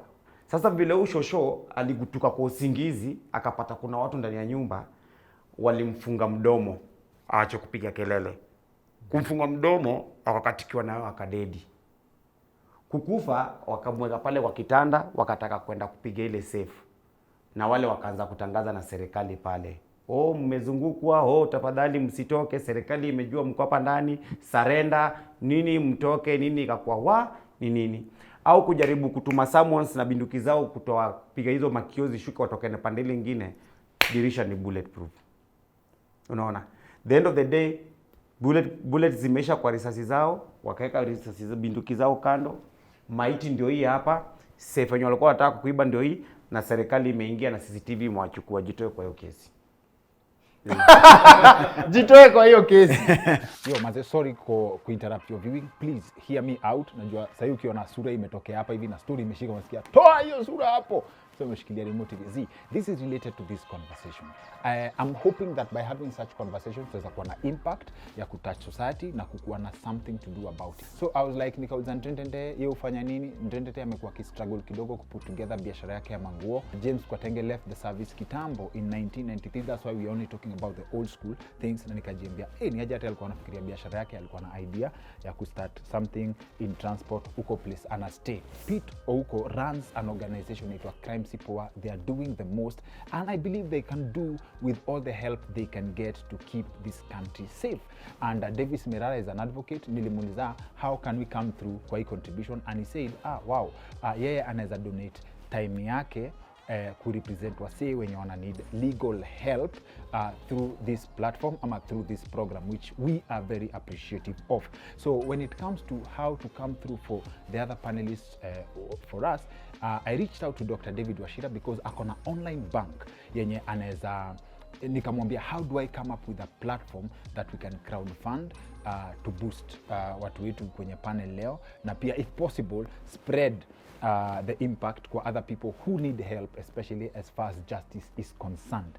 Akaniambia he reached out to the team Arakaraka. He created a platform for us inaitwa CloudPay in partnership through SasaPay but through his company, na akatutengenezea platform yenye all our panelists wanaweza kuwa on board kuangalia tuseme kama tumeamua kuleta contributions, what's coming in, then we divide that into 4. Davis pande yake he may not need the money, so akasema yake the 25% which he would get ideally between 4 people atadonate kwa system ya justice, either in representation ama mtu ana legal help. So I need your help guys, we need your help to come through for our panelists. Tulitengenezewa ka platform hapa, the paybill numbers ziko hapa. Kama uko na kitu kidogo kwa M-Pesa, God may come through in his way kwako. Sio lazima, sio ni option. You can continue enjoying the content, but ukisikia umeguzwa mahali, tumeweka paybill hapa na account number kwa platform ya CloudPay through SasaPay to come through for this. I'll update you and give an accountability report ya what happened if we come through. Ndrendende akiweza kufungua biashara yake na yamke, will keep you posted kwa our contribution kwa platform ya Pete Ouko, will keep you posted. Tukiweza kupata something ya kufungulia Mr. James Khwatenge something to put his life, to get him back on his feet, we will keep you posted on everything. Otherwise story endelee. Jitoe kwa hiyo kesi as a lawyer, cause the next thing nataka kukuuliza, and I believe Pete lazima atasema kitu hapa because mkona the same peer knowledge. What really is justice? Do we live in a system that is a bubble ya wale watu wameshikwa? You understand? Because mali story imetoka, kuna mtu who lives freely, none of our business, right? But kwa conscience yake alikuwa na era fulani ya life, kuna watu walidai probably unresolved murders, ndio? But hiyo life yake iliendelea. But kuna mtu amejipata kwa ngori, labda hizo zenye zinakuanga defended ABCD, anaenda kwa system back to back. Do you think we as humans tumejiweka kwa bubble ya hizi vitu zi happen, mwenye amepatikana ndio anaingia na system? Yeah, if I understand your question correctly, I think I don't think people love doing crime, as you've said. I think some people just find themselves kidogo like sasa kama hiyo story ametupatia mwenye alimfunika mdomo, I don't think alikuwa anataka kumuua. Alikuwa anazuia kelele. Mission yake moja ilikuwa kuzuia kelele. Alikuwa anakujia ile safe. Umeisema vibaya but alikuwa anazuia kelele. Yaani kwa mtu mwenye alifunga mdomo. Yeah, so hapa nani anaenda na hiyo kesi? Si mtu mmoja. Walikuwa wengi. Ule mwenye alifunga akona kesi different. Mwenye alimfunga mdomo ndio anaenda. No, but walikuwa wako pamoja. Principal offense. Yeah. No, but still wako pamoja. Yeah, they're all together. Hakuna teacher, wacheni si tuende na robbery with violence, huyu ndio alimshika. No, you found together. You found together. Pia hiyo ni story ameambiwa vile kulikuwa. Nimekwambia ni story. Nakwambia, bwana sema hivyo. Because saa kama alikuwa pale ndani, CCTV ndio itachukua hiyo jambo yote. Wakati huo pengine CCTV haikuwa admissible. Mambo ya CCTV kwa admissible imekuja baadaye. Yes. Kumekuwa kesi electronic evidence, hata kuweka kotini haikusaidii. Okay. So katika sheria naona we are improving with the system kuchukua yale mambo yanafanyika saizi to incorporate some of those things happening right now. But utashangaa sana. Kesi kama utashangaa pengine wako jela saizi. What is justice? Kuna kesi justice ni hivi. Ndio nakwambia sheria atakuambia. Wanasemanga sheria, the law is an us. Yeah. Ojo. Because in criminal law ashasema vizuri. The prosecution must prove the case beyond reasonable doubt. Okay. Kazi yake za defense lawyer ni kuweka tu hiyo doubt. Not kusema uko innocent. Hiyo tu. Ni kuweka tu hiyo doubt. Hata sema uko hata kutetea anajua tayari but anataka kuweka hiyo doubt kuonyesha pengine ile mwangaza ilikuwa ikutosha. Hiyo tu. Pengine distance ilikuwa na watu walikuwa wengi wanapita, haungemtambua vizuri. Mara mingi zinaangukia kwa identification. Okay. Mara mingi kesi mingi hata hizo mnasikia za juzi wanang'ang'ana hiyo mambo ya identification. Sasa zingine inakuwa ni circumstantial evidence. Haukuiba lakini jumepatikana na simu ya mtu aliuawa a few minutes after uawe, basi useme ulipata hiyo simu wapi. Sawa. Unajua, so jambo nilikuwa nasema ni ya kuwa hawezi kusema ati ilikuwa hivi it's one size fits all. Okay. Hapana, kila kesi iko na intricacies zake. Kila defense anaweza kuwa na kesi ya watu watatu na wote waende ama watatu waende na moja abaki. So kuna vile anafanya kesi yake. Okay. What are we doing about the gap that I wanted to add? Vile wakili ashasema na vile amesema, watu wengi wako jela wametoka katika family maskini. They can't afford legal representation. So hata kama anajua hii kesi ni rahisi na za kamaliza, hawezi afford. So when we learned that, because that's something I saw over time, na hii mambo tunaandikia watu mapil, tukamua tuweze kufundisha wafungwa na hata saizi community sheria. So we are training paralegals. Yes. So course ile tunatumia ile na ni mawakili wana train prosecutor, majaji pia. Tunaleta wafundishe saizi kama paralegals. Mambo za self representation, umeenda kotini, haujui jinsi ya kusimama mbele mahakama. Ndio hauwezi afford wakili, but lazima ufanye hii kesi. Unaweza nyongwa juu ya vile umesimama. Pardon? Unaweza nyongwa vile umesimama. Kwa ile discipline ya koti. Haujui court etiquette, haujui kurepresent, haujui kuuliza maswali. You don't know how to present yourself. So self-representation, because he represents you as an advocate because he's qualified to do that. But katiba imekuruhusu kama hizo ka afford, waweza kasimama pale na koti kupe audience ikusikie. So that shahidi atatoa ushahidi na wewe umuulize, but hujui swali gani utauliza. We have a very senior surgeon. Yes. Wa Kenyatta National Hospital ako jela. Hiyo story niliiona, but sana Pete na Joe imekucross. Ile story ya the guy wa simu vile tulikuwa nasema, alafu akanini. Many people came in wakidispute kama he was actually a plastic surgeon vile walikuwa nasema. Unaijua? Unaijua? Wacha hizo story. Wacha wa gazeti. Okay. Ona Ngori, nilikuwa nataka kusema hivi before nisahau. Kuna kitu kingine walalamishi pia ufanya uchangia sana watu wengine wasote jela pia. Innocently. You are a complainer, umetendewa kitendo, maybe umerubiwa, umefanywa kitendo, yes. Najua ile hasira yako, wewe unaenda kwa police station una report, then ukienda kwa police station kureport, ile hasira yako uko na maki ya kuona watu. Unaona? Wenye wamekutendea hii maovu. Unaona? Iwe uliwafahamu ama uko wafahamu. Lakini unataka kujua wenye wamefanya kitendo wako wapi. The end of the day utaenda kuambia CID officers. Ama CID officers hao juu kazi yao ni kuchunguza. Wewe mwenyewe unasema wewe afisa ukipata huyu jamaa I can even give you 300,000.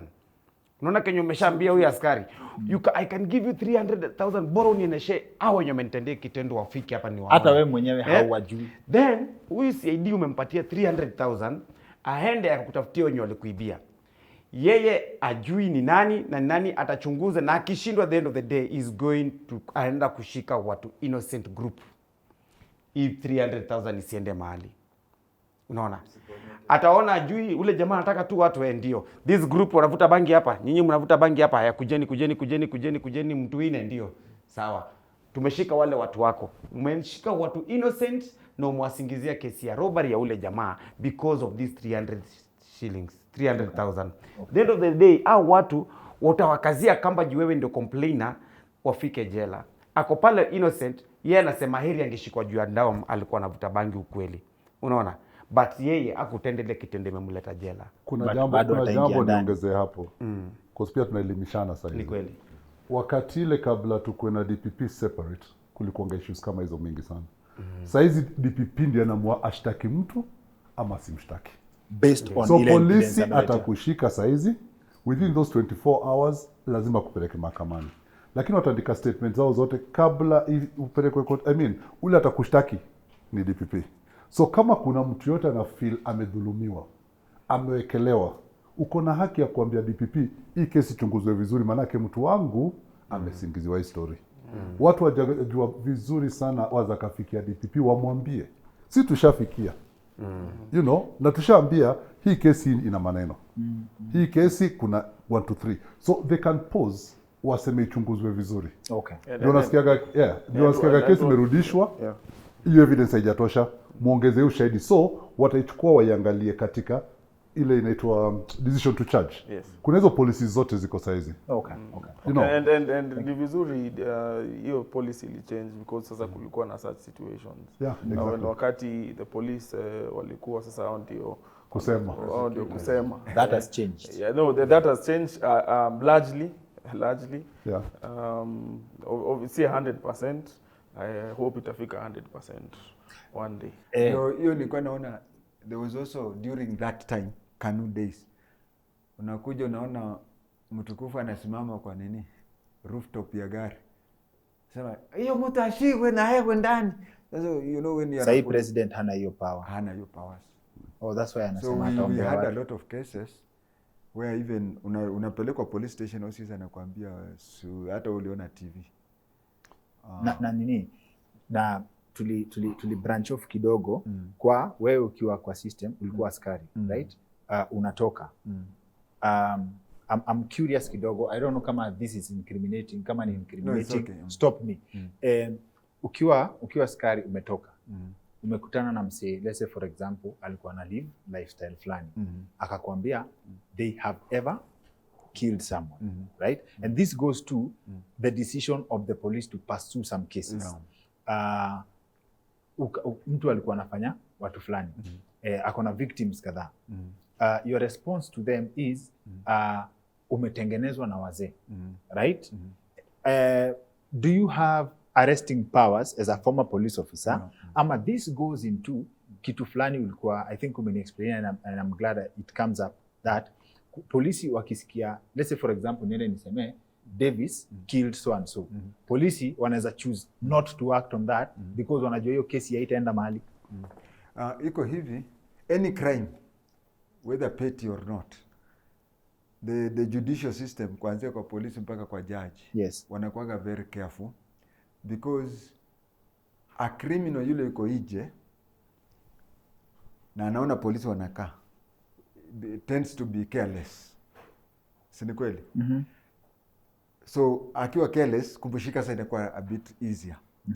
On the other hand, ukiarrest mtu na wewe mwenyewe unajua kwamba huwezi prove beyond reasonable doubt, you have enlightened him. Sasa makosa yake itafanya. So there is that thin line. Paka uangalie, you may think that the police are not taking action, lakini wanajua huyu fulani anafanyaga hivi. But if we arrest him and take him to court na hatuna sufficient evidence, atakuwa sa careful the next time Lakini James umeuliza swali umehepa hapa. Umeulizwa about citizens arrest. Citizen arrest. Mtu amekuja akakwambia mimi nilifanya hiki tena. Na anakuambia ameenda katengezwa. What is your duty as a citizen now? You know, are you supposed to arrest? Because someone has told you have committed a crime. Do you have the powers as a citizen, not even as a police officer? Do citizens have the right to arrest? Sheria inasema hivi, even in 1982, that a citizen has the same right to arrest like as a police officer. The only difference between a police officer and a citizen is that the police officer will now place in the cells. But there is the citizen arrest that you just arrest like any other person. Na as someone, niko sure na intelligence yako inakonga tops. Na ukiangalia mse kama mtu anakuja anakonfess ya kitu. Did this person know that ulikuwa askari? Yeah, he knew. Alikuwa anajua. Hakuwa anaogopa that wewe unaweza choose to take action. Pahali, if I can, because hatuku discuss deeply, but we hatuku discuss deeply, nikajua whatever. But hii ilikuja tu kujulikana. First of all, kuna wale watu walikuja kuniambia, do you know that huyu mtu ndiye anapigaga watu ngeta. In fact, it used to be called generally. Ask anybody along Nyakenyo Road, anajua generally. Okay. The time when people were now doing that, na wakamuona wakatoroka, that is then watu wakaanza kuniambia pole, do you know this is a geta man?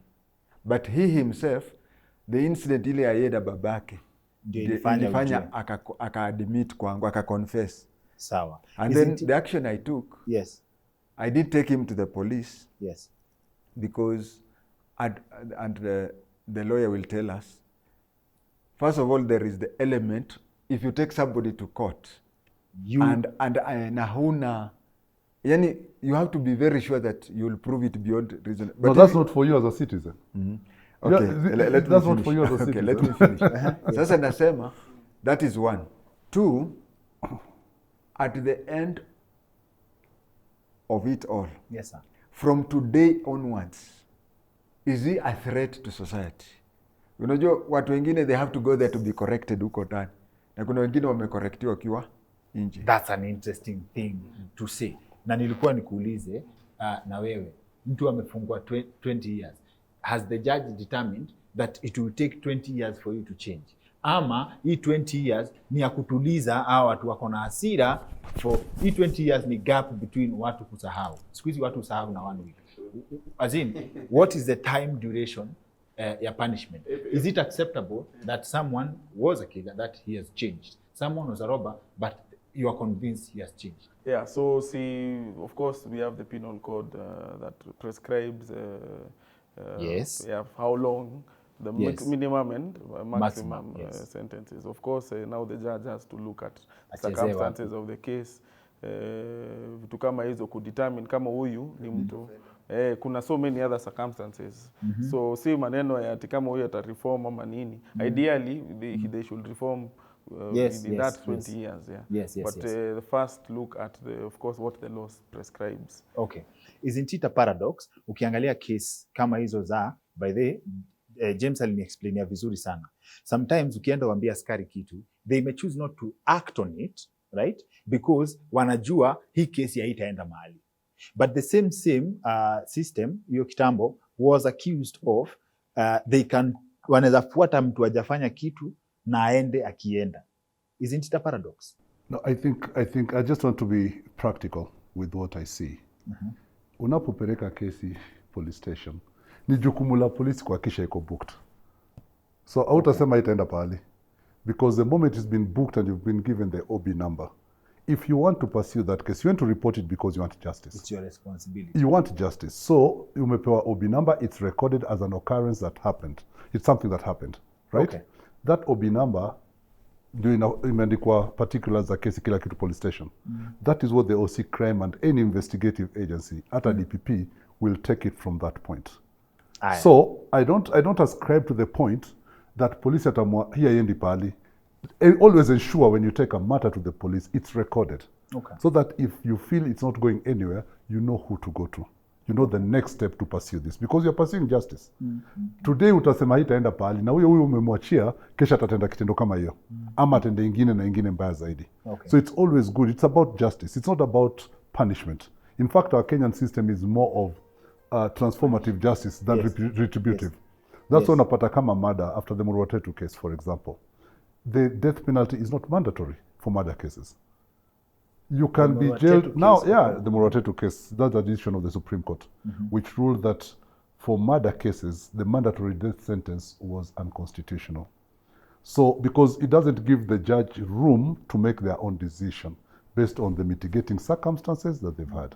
Okay. So, saizi, ukienda death row utapata there are less and less numbers. Watu wanafungwa miaka, badala kuambiwa wanaenda kinyonga, kama kitambo. Okay. Because now judges have that discretion. Okay. Most murder cases, hata ukiangalia the recent decisions, utapata 25 years, 30 years, sio death penalty. Okay. Now, having said that, lazima pia tujue mara mingi, when you give usha report, do you follow up on that matter? Unapoitwa kutoa ushahidi, unatoa ushahidi, ama kuna vile mnaelewana nje, unasema muelewana nje, mumalize hiyo kesi. Ndio Ndrendende alituambia kuna kitu kingine ya kupanish watu, so msee anaenda na kustaki, alafu ukishashikwa na hepa, so akujangi. Yeah, but you see the thing is, mahakama pia na wakili si atapiga hiyo. Wakili atasema kesi imekuwa adjourned mara mingi juu complainant hayuko na itupwe. Nikuulize huko nini OB expire? OB kishaandikwa expire. For example, nimeandika OB saa hizi ninataka kukushika kwa saa hii. Then nimekutafuta muda mrefu mpaka lakini OB yangu ijai lost. Na wakati na kwa wallet. Hata for 5 years. Nikuja nayo kwa police station itafanya kazi? Si records ni za polisi. Wewe ulipewa tu extract. OB expire. OB iko pale. Iko na limitations ya kila offense. Kama criminal cases utapata hata 99 years na kungojea tu. For criminal cases inakuanga hivyo lifetime. No limitation. Yeah, it's a lifetime. No limitation. So utatoroka, mwisho utashikwa, bado utashtakiwa tu na ile kitendo. Na tunapata hata watu kama ya watu wa Nazi walifanya mambo wakati wa Holocaust 45.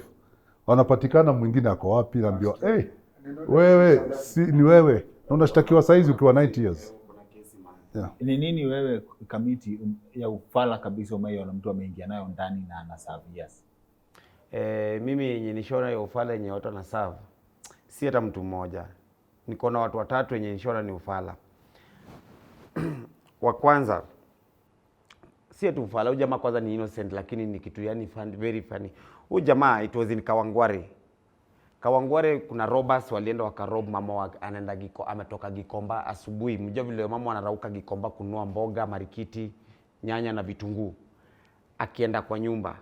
So wakati alikwenda kwa nyumba Kawangware, robbers walikam wakamnyang'anya, wakamnyang'anya simu yake, wakamnyang'anya pesa na wakachukua mpaka ile mkoba yake ile ilikuwa beba nyanya na vitunguu wakatoka nazo. So mama si alikuwa kwa mtaa. Venye hao hizi walienda na hizi nyanya na vitu na masukuma na vitu zingine. Waliona zina haja wakazitupa. Kuzitupa kuna mlevi naye alikuwa anaenda kwake. Asubuhi wale watu walikesha, wale wanaenda kwake kwa nyumba. Vile anapita tu nini anaona nyanya na vitunguu. Vitu fresh. Si ni mlevi alikuwa anaishia mtaa. Akaona vitu fresh ziko pale. Kuona si hizi nyanya hata mtu anaweza peleka kwa nyumba, akabeba ile paper bag, akasema peleke home.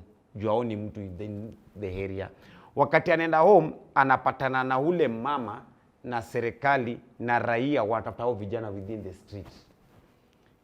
Na hivi vile anapatikana na nyanya na kitunguu na mama shalia, "Oi, haki ya Mungu ndio hizi." Unaona? Jitoanza kuambia askari ationi maokota.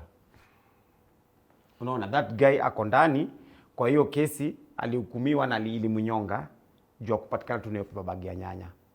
Hii story najua tukiendelea hivi inaweza kosa kuisha, na of course Pete, kila mtu hapa amesacrifice time. Pete tulimngoa kwa mkutano akam, but before we let Pete go, before to excuse aende mkutano yake, I'd love to share something. I hope hii episode yenye tunafanya itakuwa ya impact. Watu wote wamekama hapa wana contribution yao, and we have partnered with Dr. David Washira wa Wirepe to make sure that tunaweza come through. Peter kwa organization yake inaitwa Crime Si Poa. James Khwatenge is doing his best in his area na amefanya job poa sana ya information, and I know I'll explain how we can come through for him. Mirara Davis tulikuwa naye shule. Thank you for sparing your time kukama hapa kukuwa na sisi. Na Mirara Davis tutatengeneza mikakati ya probably hata mnaweza partner na Pete, tunaweza ongea ama in your own way atashikilia a few pro bono cases courtesy of this episode ya wasi wana go through vitu kama hizi zenye Ndrendende anasema. Credible lawyer mwenye anaweza changamka akusaidia na kesi, tuta agree on the number. Alafu Ndrendende pia tuta explain ya idea ya how this concept ya cloud pay inakam. So the four of them here for their wako na contribution yao hapa, na mimi naweza penda kuinvite the audience na watu wenye wao watch show tusaidiane.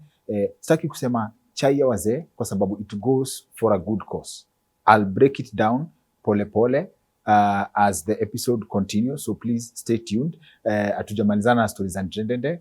Pete, I wish we could get you for longer, but I wish tunaweza set up this conversation again. We have to excuse you regretfully, but tukiendelea na hii conversation mtanotice Pete hayuko, tunamu excuse alafu tuendelee sisi watatu. Bear with us, tutaachilia Pete kidogo, but we know story lazima iendelee, si ndio? Na tena na Pete tena, si ndio? But Pete, najua umechelewa, but situambie tu kitu moja before uende. Hii kitu ya kinara, tafadhali. I know I'm stealing your time. Hii kitu ya kinara. Acha huyu asituambie, ajua atakuongelea kama huko. No, wajua jambo moja kwanza, kuna jambo niliuliza na siku ijibu. Mambo ya forgiveness, how does it come? Because umepitia pahali pagumu. And when you carry bitterness in you, you are giving your enemy strength. You don't move. So it's always good to release the pain, the bitterness and everything. Forgive and move on to the next stage in your life. Namba pili ningetaka kusema King'ori ni ya kuwa ndio pengine Peter alikuwa jela 18 years, Ndrendende alikuwa 5 years. Tushaambiwa na James hata one day is not proper. You get it? As we work towards kuboresha justice system yetu, jambo ningependa tu kusema ni moja kuhusu haya mambo ya magereza. Watu watoka magereza na wana jinsi ya kujisimamia wanapotoka. Wako na hiyo shida. Saa zingine stigma imekuwa kubwa, watu washawa hukumu. Umesikia James mara mingi anasema tu criminals. Sisi hatuna term criminal katika kazi tunafanya. Manake the moment you use the word criminal, you've stigmatized. Sisi tunaamini. Yes. So for example, wao wametoka nchi tunaita returning citizens. Walikuwa wameenda diaspora huko. Wajua huko tukiwa huko nasemanga salimia watu Kenya. Because uko mbali, hiyo ukuta ni mbali sana. So sio semanga returning citizens. We use words that are humanizing. The last thing pia, I mean, katika tu hiyo jambo, tukisema criminal is a criminal. Because yule apelekwa kotini ni suspect. You know, he's suspected, he's not been proven guilty. Na hata ukishtakiwa saa hizi, na kesi yako itachukua 10 years, you can still run for elective office because you've not been convicted.